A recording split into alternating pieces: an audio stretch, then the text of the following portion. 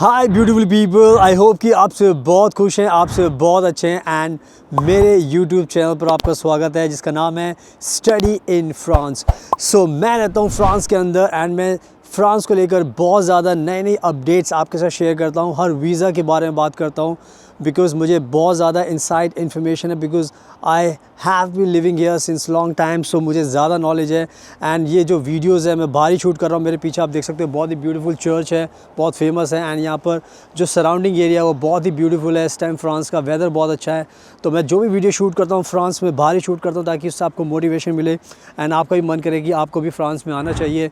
और आज का जो टॉपिक है वीडियो का वो है फ्रांस का स्पाउस वीज़ा का प्रोसेस। अभी क्या है, बहुत सारी नई अपडेट्स आ रही हैं जो आपको जानना बहुत ज़रूरी है अगर आपको फ्रांस का स्पाउस वीज़ा चाहिए, क्योंकि मुझे पता है कि हमारे बाद के बहुत सारे क्लाइंट्स हैं, यानी कि बहुत सारे लोग हैं दूसरी कंट्री से भी हैं जो फ्रांस में आते हैं एंड वो साथ बाद में फिर अपने स्पाउस को बुलाना चाहते हैं एंड प्रोसेस को लेकर उनको ज़्यादा कन्फ्यूजन होती है क्योंकि बहुत ज़्यादा इन्फॉर्मेशन नहीं दी गई होती। ऑनलाइन बहुत सर्च करते लोग, नहीं मिल पाती। तो बाकी जैसे मैंने बताया कि मुझे बहुत ज़्यादा नॉलेज होती है तो मैं ज़्यादा रिसर्च करता हूँ एंड इसी के साथ फिर मैं आपके साथ नई जो अपडेट्स होती हैं, जो राइट इन्फॉर्मेशन होती है वो शेयर करता हूँ। तो ये वीडियो इंडिया के लोगों के लिए भी है, पाकिस्तान के लोगों के लिए भी है, नेपाल के लोगों के लिए भी, भूटान, किसी भी आप कंट्री से हो सकते हो, आप सबके लिए ये इन्फॉर्मेशन है, वीडियो है जो मैं बना रहा हूँ।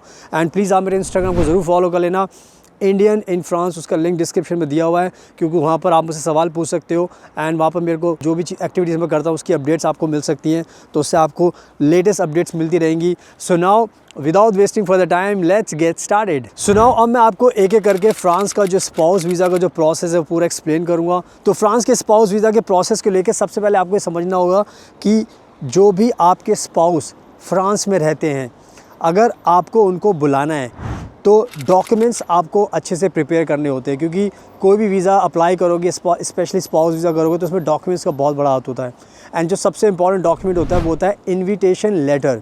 तो जब भी आप फ्रांस के स्पाउस वीज़ा अप्लाई करना चाहोगे तो आपको आपके जो स्पाउस हैं जो फ्रांस में रहते हैं वो आपको एक इन्विटेशन लेटर लिख कर देते हैं।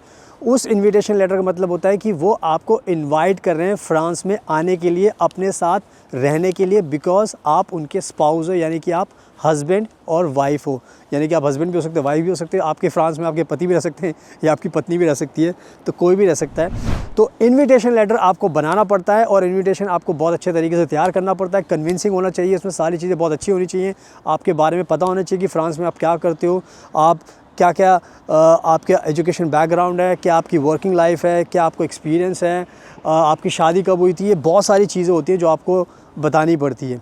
तो स्पाउस वीज़ा का सबसे पहला इंपॉर्टेंट चीज़ होता है इन्विटेशन लेटर। उसके बाद जो नेक्स्ट चीज़ आपको ध्यान रखनी है वो है कि जब आप इंडिया में रहते हो तो आपको इंडिया में अपनी अपॉइंटमेंट बुक करनी होती है, क्योंकि बहुत बार क्या होता है लोगों को पता नहीं होता स्पाउस वीज़ा के बारे में। तो स्पाउस वीज़ा का सिंपल सी बात है, कोई प्रोसेस जल्दी से तो होता नहीं है, थोड़ा सा टाइम तो लगता ही है। तो आपको जब प्लान होता है तो आप इंडिया में अपनी अपॉइंटमेंट बुकिंग का भी प्रोसेस शुरू कर देते हो ताकि जितनी जल्दी हो सके आपके पास अपॉइंटमेंट भी आ सके, ताकि जब भी आपको अपॉइंटमेंट मिले तो आपका प्रोसेस रेडी हो जाए एंड आप अपनी फ़ाइल को सबमिट करने के लिए रेडी रहें। तो ये इसके अलावा दूसरी चीज़ें इंपॉर्टेंट है। इसके साथ साथ आपको ये भी ध्यान रखना है कि इंडिया में जब आप रहते हो तो आपको भी अपनी तरफ से एक कवर लेटर बनाना पड़ता है। कवर लेटर उसको बोल सकते हो, आप उसको बोल सकते हो स्टेटमेंट ऑफ पर्पस, यानी कि आपको एक्सप्लेन करना पड़ता है अपने बारे में कि इंडिया में आप कौन हो, कहाँ पर रहते हो, आपका जो फ्रांस में रहते हैं अपने स्पाउस से, मतलब आपके जो स्पाउस है, लेकिन आपको तो एक्सप्लेन करने का फ्रांस वालों को कि भाई ये मेरे स्पाउस हैं एंड मेरी शादी तब इनसे हुई थी और लव मैरिज थी, अरेंज मैरिज थी। तो उसमें सारी की सारी चीज़ें ना एक्सप्लेन करनी पड़ती हैं। तो ये कहीं ना कहीं कवर लेटर बहुत ज़रूरी होता है, उसमें आपको सारी चीज़ें बतानी पड़ती हैं कि आपके हस्बैंड क्या करते हैं, ताकि इससे क्या होता है वीज़ा ऑफिसर को समझ में आ जाता है कवर लेटर से कि आपको आपके पति के बारे में सारी इन्फॉर्मेशन है। और जो इन्विटेशन लेटर होता है उससे पता चल जाता है कि आपके पति या पत्नी को जो फ्रांस में था उनको आपके बारे में बराबर की इन्फॉर्मेशन है। तो इससे क्या होता है, एक बैलेंस बना रहता है और ट्रस्ट बिल्ड होता है वीज़ा ऑफिसर के सामने, क्योंकि वीज़ा ऑफिसर को कन्विंस करना इतना आसान नहीं होता, बहुत सारी चीज़ें इन्वॉल्व होती हैं। तो आई थिंक ये जो 2 चीज़ें मैंने बताई ये बहुत इंपॉर्टेंट थी, 3 चीज़ें। इसके अलावा जो इम्पॉर्टेंट चीज़ है, जो रिक्वायरमेंट है फ्रांस के स्पाउस वीज़ा की, वो है आपके पास एक इनफ बैंक फ़ंड होना चाहिए। इनफ बैंक फ़ंड का मतलब है कि फ़्रांस ने अपना एक रूल बनाया है कि फ़्रांस में सैलरी का एक स्ट्रक्चर बनाया गया है, जो बेसिक सैलरी होती है उसमें उन्होंने एक नाम दिया होता है, आप पढ़ोगे SMIC ब्रूटो, स्मिक ब्रूटो, यानी कि ये फ्रेंच का वर्ड है और इसका सिंपल सा मतलब ये है कि उन्होंने रखा है कि अगर आप फ्रांस में रहते हो, अपने स्पाउस को बुलाना चाहते हो, तो आज के टाइम में आपको करीब जो स्मिक ब्रूटो में बता रहा हूँ वो कम से कम 1800 यूरो, 1795-96 यूरो होती है। तो ये एक अमाउंट आपके पास होना चाहिए हर महीने के हिसाब से, ताकि फ्रांस की सरकार को समझ में आए कि भाई आपके पास पैसा है तो आप अपने जो क्लाइंट है, अपने जो स्पाउस है और अपना दोनों का ख्याल रख सकते हो। तो ये 1700 यूरो का एक अमाउंट उन्होंने रखा हुआ है। अगर आप इसको मीट करोगे तो आपको अपने स्पाउस को बुलाने में आसानी होगी और वीज़ा ऑफिसर को भी आपके ऊपर ट्रस्ट हो जाएगा। इसके अलावा जो इम्पॉर्टेंट चीज़ होती है वो होती है आपका घर, यानी कि अगर आपको फ्रांस में अपने स्पाउस को बुलाना है तो आपको ये सबसे पहले मेक श्योर करना पड़ेगा कि फ्रांस में आप कहाँ पर रहते हो और आपका जो घर है उसका जो साइज़ है वो कितना है, क्योंकि घर का साइज़ का बड़ा मैटर होता है फ्रांस के अंदर, कि वो चाहते हैं कि आपके पास कम से कम 25 स्क्वायर मीटर का घर होना चाहिए। 25 स्क्वायर मीटर का मतलब ये हो गया कि उसमें 2 लोग आसानी से रह सकते हैं, कंफर्टेबली रह सकते हैं। उसमें टॉयलेट बाथरूम होना चाहिए, किचन होना चाहिए। अगर एक रूम है बड़ा है चल ठीक है, अगर 2 रूम है तो और भी अच्छी बात है। तो इसीलिए उन्होंने ये पूरा का पूरा 1 स्क्वायर मीटर का एक रूल बनाया, ताकि जो भी यहाँ पर रहने आए उसको कंफर्टेबल रहे। ऐसा ना रहे कि उनको रहने में कोई दिक्कत हो, क्योंकि उनको पता है कि अगर रहने में दिक्कत होगी तो उससे बीमारी भी हो सकती है। बहुत सारे डाउट्स होते हैं फ्रांस को, वो नहीं चाहते कि कोई भी इशू हो, और ये कंडीशन इसलिए रखी गई है ताकि आपको ये कंडीशन मीट करनी है। तो आई थिंक मैंने बहुत अच्छे तरीके से कंडीशन के बारे में बता दिया है। तो ये होगी एक इंपॉर्टेंट चीज़। इसके अलावा नेक्स्ट चीज़ होती है वो होती है हेल्थ इंश्योरेंस।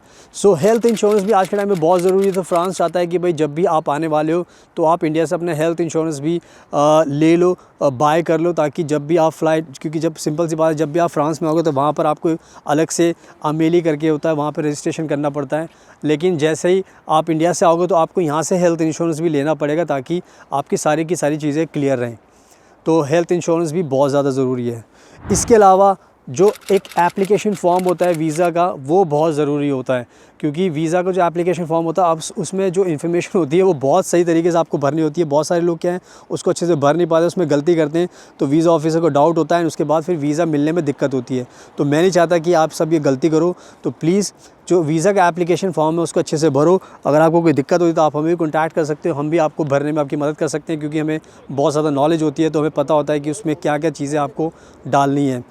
तो ये हो गई पूरी की पूरी वीज़ा एप्लीकेशन फॉर्म की बात हमने कर ली। अब इसके बाद last but not the least वो है आपकी शादी, क्योंकि देखो सिंपल सी बात है, आपकी शादी हुई है तभी आप स्पाउस वीज़ा अप्लाई कर रहे हो, तो आपको मेक श्योर करना पड़ेगा जो आपकी शादी हुई है उसके सारे डॉक्यूमेंट्स आपको लगाने हैं। आपका जो मैरिज सर्टिफिकेट होता है वो होता है, फ़ोटोग्राफ्स होती हैं आपकी, अगर आपने कोई बैंक अकाउंट खोला है साथ में तो वो हो गया, पासपोर्ट में कुछ चेंजेस किए तो वो हो गया, और आपके बिजली पानी का बिल हो गया वो हो गया, और आपने हनीमून गए थे तो वहाँ की कुछ पिक्चर्स हैं तो वो हो गई।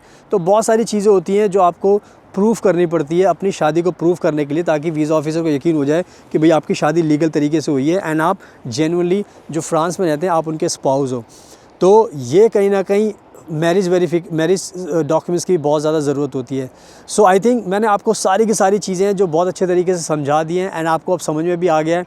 तो ये पूरा का पूरा प्रोसेस मैं आपको बता रहा हूँ 2025 को ध्यान में रखकर 24 जा चुका है, 25 आ चुका है। तो जितने भी लोग हमारे भारत के इस वीडियो को देख रहे हैं या दूसरे लोग देख रहे हैं, तो मैंने आपको बता दिया कि मैं रहता हूँ फ्रांस के अंदर। ये वीडियो मैं फ्रांस में शूट कर रहा हूँ, सारी वीडियोज़ मेरे चैनल पर आपको फ्रांस में ही मिलेंगी। तो मुझे बहुत ज़्यादा नॉलेज है एंड यही नॉलेज मैं आपके साथ शेयर करता हूँ, ताकि उससे आपको सही रियलिटी पता लगे। तो बस अब आप टाइम वेस्ट मत कीजिए, आपको सारी चीज़ें मैंने समझा दी है, आप खुद से वीज़ा अप्लाई कीजिए। बट इन केस अगर आपको लगता है कि आपको वीज़ा अप्लाई करने में दिक्कत हो सकती है तो नंबर आपको स्क्रीन पर दिखाई दिखाई दिया आप हमें कॉन्टैक्ट कीजिए, हम आपको गाइड करेंगे, एडवाइस करेंगे ताकि आपकी लाइफ आसान बन सके। कोई भी वीज़ा आपको अप्लाई करना हो, सारी इन्फॉर्मेशन मैं अपने चैनल पर डालता हूँ, चाहे जॉब के लिए हो, चाहे इंटर्नशिप के लिए हो, चाहे स्टूडेंट वीज़ा के लिए, स्पाउस वीज़ा हो गया, वर्क वीज़ा हो गया, फैमिली वीज़ा हो गया, पेरेंट्स वीज़ा हो गया, कोई भी वीज़ा हो आपका, सारी चीज़ों में आपकी मदद कर सकते हैं, आपको गाइड कर सकते हैं। हमें फॉलो कीजिए एंड फ्रेंच लैंग्वेज भी आपको सिखा सकते हैं। अगर आपको फ्रेंच लैंग्वेज सीखनी है तो उसमें भी आपकी मदद कर सकते हैं।